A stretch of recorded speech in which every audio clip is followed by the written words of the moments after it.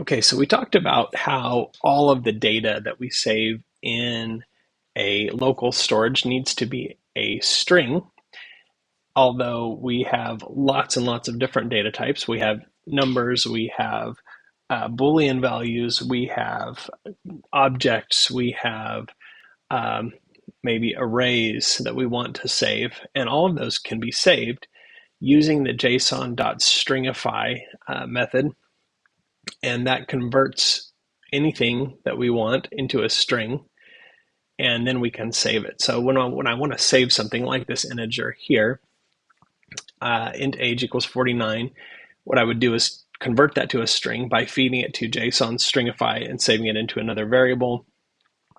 And then I can use that variable in my local storage set value method to save it. Let's take a quick look at what that looks like in code.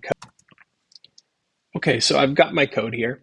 And again, I'm using this page that shows me what's in local storage. It's convenient because it'll show me anything that's in there. Right now, local storage is blank. Let's come up with a quick array that contains the name of fruit. So I'm going to say grape, apple, orange. Okay, so here's my array that has 3 types of fruit. If I want to save that in local storage, I can do that. But what I need to do is make it into a string. So I'm going to say strFruit equals JSON.stringify, and then I'm going to give it that as the argument. Okay, so I'm taking ARFruit, running it through JSON.stringify, storing it in strFruit. Then I can save that as a local storage variable. So let's do that.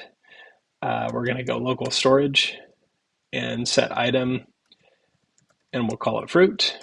And then I'm going to give it that strFruit variable. And let's save it. And there we go. We can see fruit is saved in there, and you can see the array came through perfectly. And I can use this with any data type that I want. So that's really, really nice.